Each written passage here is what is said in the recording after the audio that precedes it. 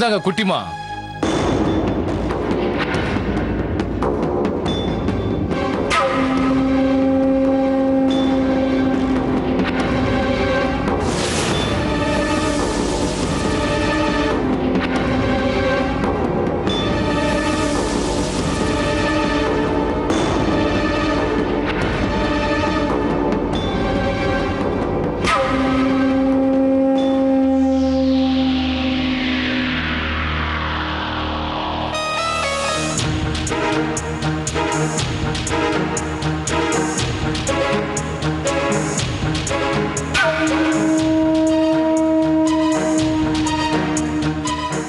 முதல்ல உட்கார்.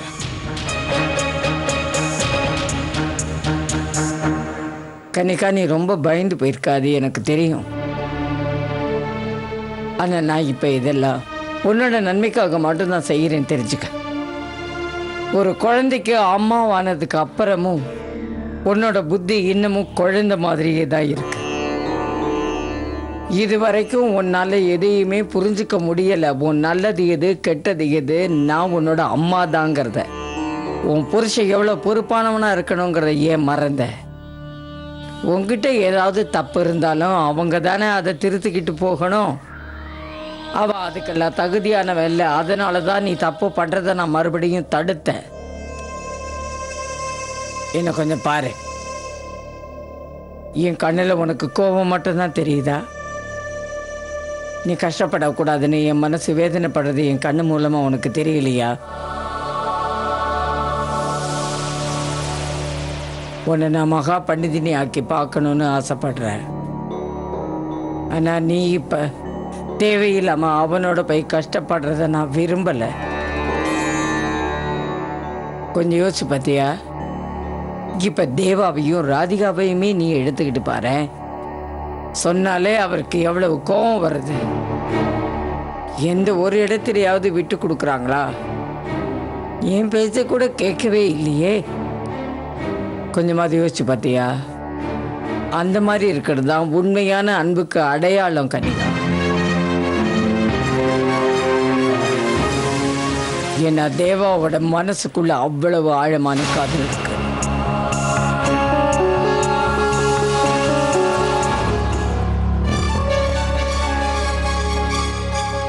அந்த மகா பண்டிதர் தேவாவையும் பாரு, ரோட்டில் அனாதியா நிற்கிற அந்த அபேயையும் கொஞ்சம் யோசிச்சு பாரு. சரி, நான் ஒன்று கேட்குறேன், அதுக்கு பதில் சொல்லு. அந்த அபே உன் மேலே இவ்வளவு அன்பு வச்சிருக்காங்கிறல்ல, நேராக 5 வருஷத்துக்கு முன்னால் வந்து என்னை பார்த்துருக்கலாம்ல, சொல்லியிருக்கலாம்ல.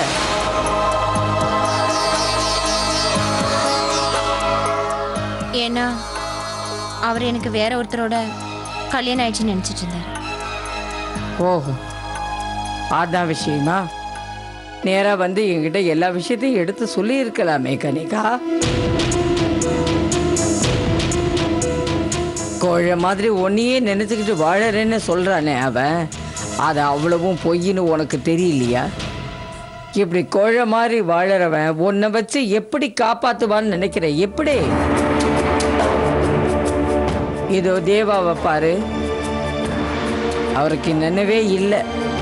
இருந்தாலும் என் பேச்ச கூட மீறி அந்த ராதிகாவுக்காக மகா பண்டிதர் பதவியை காப்பாத்துறதுக்காக டெல்லி வரைக்கும் வந்திருக்காருல்ல. அதுக்கு பேர் தான் உண்மையான அன்பு. கஷ்டம் வரும்போது ஓடி போய் ஒளியறானே, அவன் எப்படி அன்பு செலுத்துவான்னு நினைக்கிறேன்? அதனால நான் உன்னோட நன்மைக்காக தான் சொல்றேன். அந்த அபேயை நம்ம ரஜனை விட்டு ஒரே அடியா முடிச்சிட சொல்றேன்.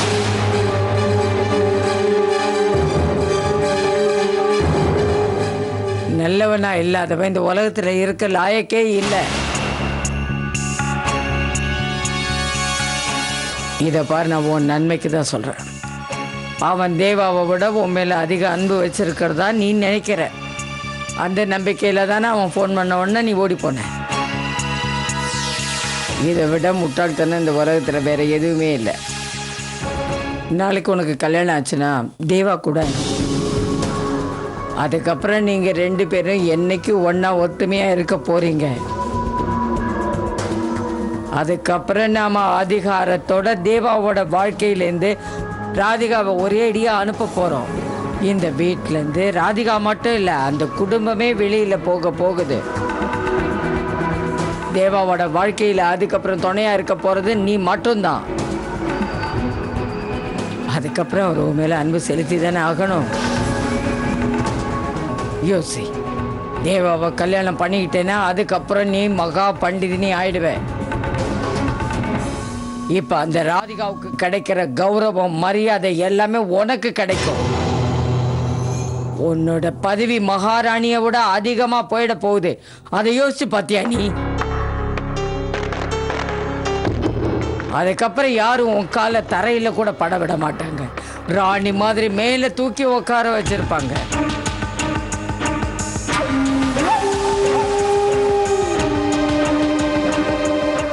நான் உன்னோட அம்மா கனிகா, உன்னோட நல்லதை மட்டும்தான் யோசிப்பேன்.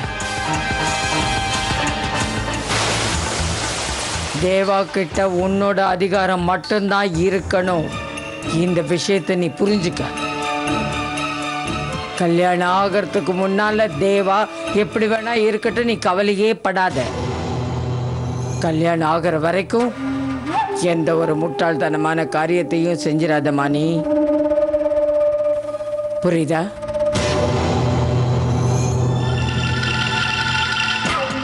போ போ, செல்ல போ. தேவா அந்த ராதிகா ரூம்குள்ள தான் உட்காந்துருக்காரு. அவரு கூட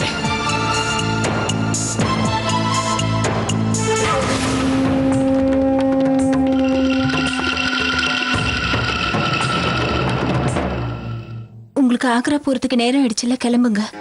ஆனா எவ்வளவு சீக்கிரம் முடியுமோ அவ்வளவு சீக்கிரம் உங்களுக்கு உண்மை தெரிய வேண்டியது அவசியம். நீங்க கிளம்புங்க. இந்த நிலைமையில நான் எப்படி உங்களை விட்டுட்டு போக முடியும்? நீங்க என்னை பத்தி கவலைப்பட தேவையில்லை.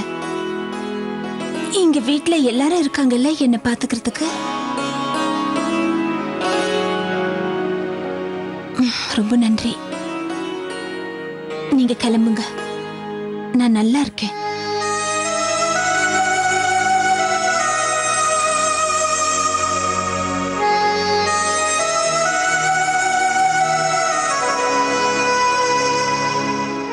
நீங்க தேவையில்லாம கவலைப்படுறீங்க. சரிங்க, பாருங்க, என்னால எந்திரிக்கவும் முடியும், நடக்கவும் முடியும். உங்களுக்கு நம்பிக்கை இல்லைல்ல? ராதிகா, ராதிகா என்னாச்சு?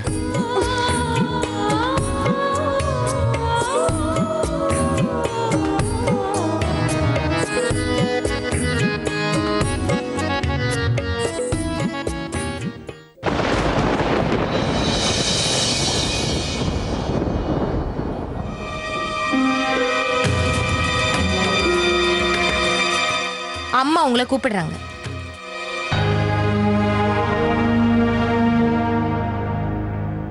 வரீங்களா அபய்? வாங்க வாங்க மாப்பிள்ளை தம்பி. நாம ஆக்ரா கிளம்புறதுக்கு தேவையான ஏற்பாடெல்லாம் பண்ணி வச்சாச்சு. நாம போயிட்டு சீக்கிரமா வந்தோமானதான் நாளைக்கு கல்யாணத்துக்கு தேவையான எல்லா சாஸ்திரத்தையும் பண்ண முடியும்.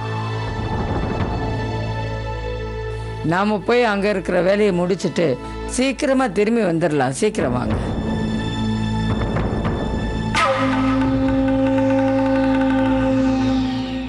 என்னாச்சு மாப்பிள்ளை தம்பி, ஏன் அமைதியா நிக்கிறீங்க?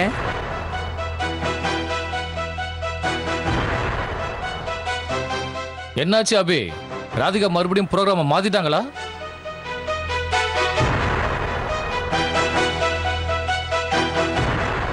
மாப்பிள்ளை தம்பி, ஆக்ராவுக்கு போறதுக்கு நேரமாச்சு, கிளம்புங்கன்னு சொல்றேன். இல்ல மாதாராம்ஜி, நம்ம ஆக்ராக்கு இன்னும் கொஞ்ச நாள் கழிச்சு போகலாம்.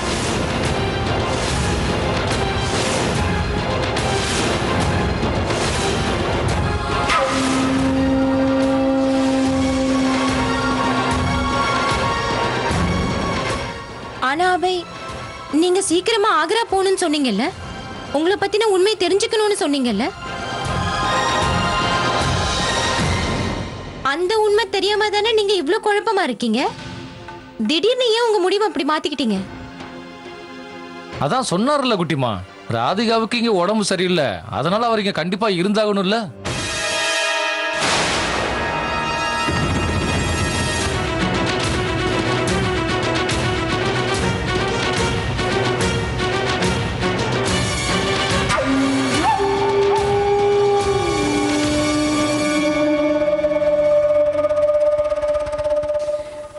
மாப்பிள்ளை தம்பி இப்படி ஒரு வார்த்தை சொல்லுவார்னு நான் எதிர்பார்க்கவே இல்லை. திடீர்னு ஏன் வரமாட்டேன்ட்டாரு? அம்மா அப்படின்னா அபய் சொல்றத பார்த்தா அவர் இப்படி மாறுவார்னு எனக்கு ஏற்கனவே தெரியும் குட்டிமா, உனக்கு தான் புரியல இல்லம்மா? அவர் ஆக்ரா வர்றதுக்கு தான் மாட்டேன்னு இருக்காரு. கனிகாவை கல்யாணம் பண்ணிக்க மாட்டேன்னு சொல்லலை. நான் இருக்கிற வரைக்கும் தேவாவுக்கும் கனிகாவுக்கும் கல்யாணம் நடக்கிறத யாரும் தடுக்க முடியாது. நீயே பாரு ரஜன். ஐயா இங்க கொஞ்சம் பாருங்க.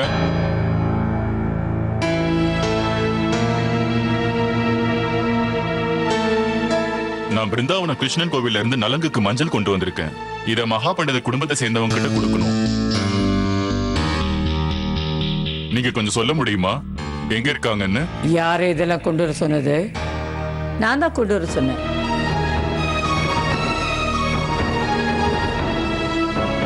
பாட்டிமா, ராதே ராதே. உஷா, இந்தாங்க வாங்கிக்கோங்க. பரவாயில்ல பாட்டிமா, இதெல்லாம் எதுவும் வேண்டாம். மறுக்காம வாங்கிக்கோங்க, இது என்னோட கடமை. ராதே ராதே. ராதே. ஆமா, என்ன இது? இது எங்க பரம்பரை வழக்கத்துல ஒண்ணு.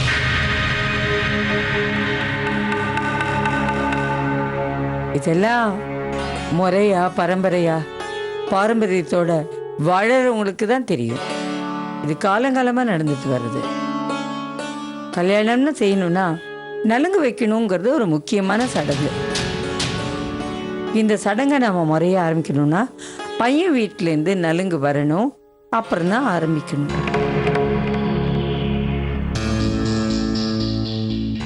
என்னொன்னு தெரியுமா?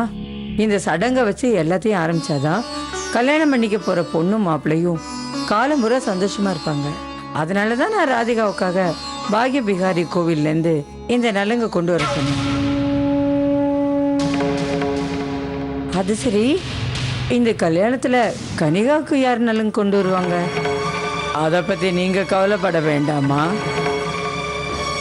எங்க பரம்பரை வழக்கப்படி இதெல்லாம் பழக்கம் இல்லை. என் பொண்ணுக்கு நடக்க போற சடங்கை நீங்க பாத்தீங்கன்னா இது வரைக்கும் நீங்க கடைப்பிடிச்சிட்டு வந்த வழக்கெல்லாம் மறந்துடும். யாரு எதை எப்படி பண்ணாங்க, யாரு எதை மறக்கிறாங்கிறத பார்த்து தெரிஞ்சுக்கலாம்.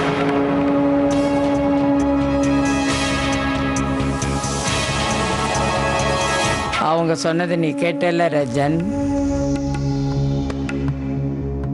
இந்த நலுங்கு வைக்கிற சடங்கு ரொம்ப உயர்வான சடங்காம்.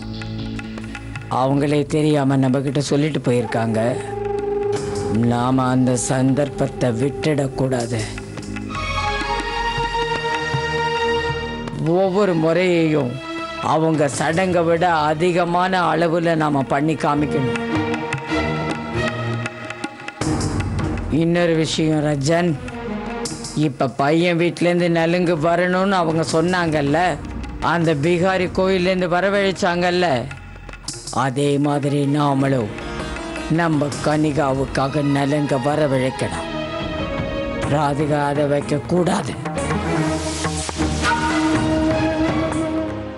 அந்த சாந்தினி சவுக் மாணிக் சந்த் இருக்கார்ல, அவர்கிட்ட சொல்லிடு தேவா ராதிகா கல்யாணத்துல எந்த ஒரு குறையும் இருக்க கூடாதுன்னு.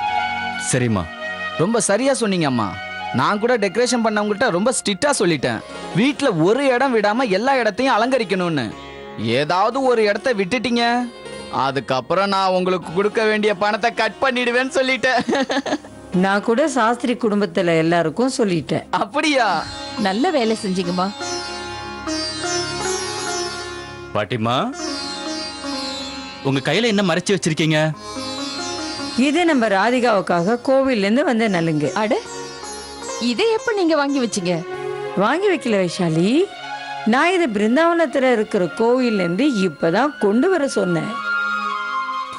நம்ம ராதிகாவுக்கு போய் சாதாரண நலுங்க வைக்க விடுவேனானா? நான் புரோகிதர்கிட்ட கேட்டேன். அவருக்கு அண்ணனோட பிரசாதமா இந்த நலுங்க அங்கிருந்து கொடுத்து அனுப்பிட்டாரு. ஆனா அந்த கனிகாவுக்கு பாரு எதுவுமே தெரியல. நலுங்குன்னா என்னன்னே அவங்களுக்கு புரியல. இந்த சடங்குல எப்பவுமே என்ன விசேஷம்னு உங்களுக்கு தெரியும்ல. பையன் வீட்டிலேருந்து தான் நலுங்கு வரணும், அதுதான் பொண்ணு வச்சுக்கணும். நலுங்கே உங்களுக்கு வரலனா கல்யாணம் மட்டும் எப்படி பண்ணுவாங்க? சரியாதான் சொல்றீங்கம்மா. தேவாவுக்கும் கன்னிகாவுக்கும் எப்பவுமே கல்யாணம் நடந்திருக்கவே முடியாது. வாழ்க்கையை வாழ உண்மையான உறவு தான் தேவை. பொய்யான உறவு எந்த காலத்திலயும் நிலைச்சு நிக்காது. அது மட்டும் இல்லாம அம்மா, கல்யாண உறவுங்கிறது 7 ஜென்மத்து உறவு இல்ல. ஒரு தடவை அக்னி சாட்சியா கல்யாணம் பண்ணா தெரிஞ்சோ தெரியாமலையோ அந்த உறவு நமக்கு 7 ஜென்மத்துக்கு தொடர்ந்துகிட்டே இருக்கும். இந்த உறவு நம்ம தேவாவுக்கும் ராதிகாவுக்கும் ஏற்கனவே ஏற்பட்ட உறவு தானேம்மா. எவ்வளவு முக்கியமான விஷயத்த நாம பண்ணிட்டு இருக்கோம். அதை முறைப்படி நம்ம பண்ணாம விட்டோம்னா அதுக்கப்புறம் பண்ணியும் பிரயோஜனம் இல்லாம போயிடும்ல. தேவாவுக்கும் ராதிகாவுக்கும் கல்யாணம் ஏற்பாடு பண்றது எவ்வளவு சந்தோஷமான விஷயம். இதுல அவங்க இல்லைன்னா நமக்கு குறையா தானே இருக்கும். தேவாவையும் ராதிகாவையும் அனுப்பி கூப்பிடலாமான்னு பாக்குறேன். ஆனா அம்மா, இந்த மாதிரி நேரத்துல தேவாவும் ராதிகாவும் போறது நடக்கக்கூடிய காரியம் இல்லையேம்மா. இல்ல வைஷாலி, எனக்கு முழு நம்பிக்கை இருக்கு. ராதிகா கூப்பிட்டா நிச்சயமா தேவா வரமாட்டேன்னு மறுக்க மாட்டேன்.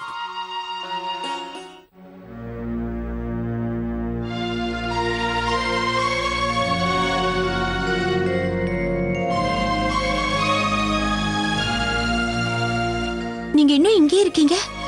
ஆக்ராக்கு கிளம்பலையா?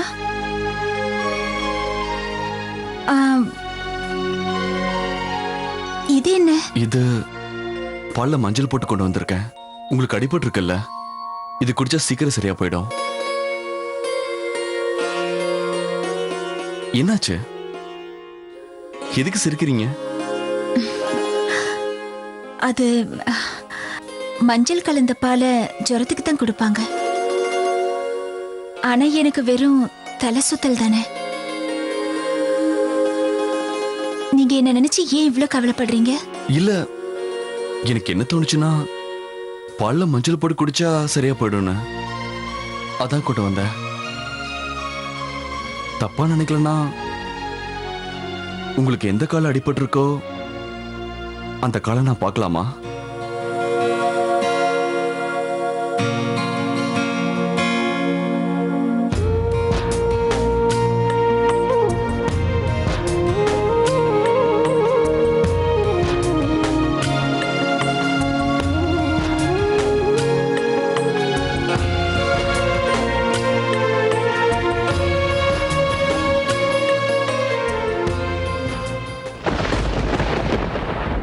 सैया सैया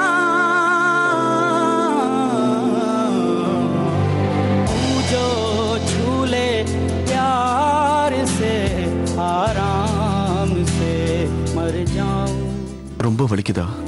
आजा चंदा बाहों में तुझ में நீங்க என்ன தொட்டதும் மனசு வலி, உடம்பு வலி எல்லாம் போயிடுச்சு. नाम में खो जाऊं. सैया सैया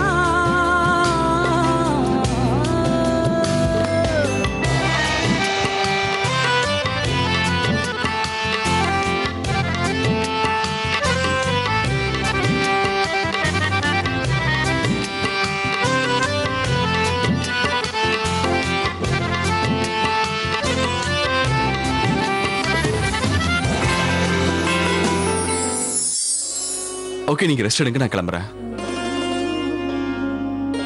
ஆம், அப்புறம் அந்த பாலை நீங்க குடிக்க வேண்டாம், என்கிட்ட கொடுத்துருங்க. நான் திரும்ப கொண்டு போய் வச்சுறேன். உங்களை தேவையில்லாம நான் தொந்தரவு பண்ணிட்டேன். கொடுங்க. ஏன் இப்படி எல்லாம் பேசுறீங்க? நீங்க என்ன நினைச்சு இவ்வளவு கவலைப்படவும் வேண்டாம். இவ்வளவு கஷ்டப்பட்டு இப்படி எனக்கு பணிவிடையும் செய்ய வேண்டாம். உங்களுக்கு ஏதாவது வலி ஏற்பட்டுச்சுன்னா சொல்லுங்க, நான் போய் டாக்டர் கூட்டிட்டு வந்துடுறேன்.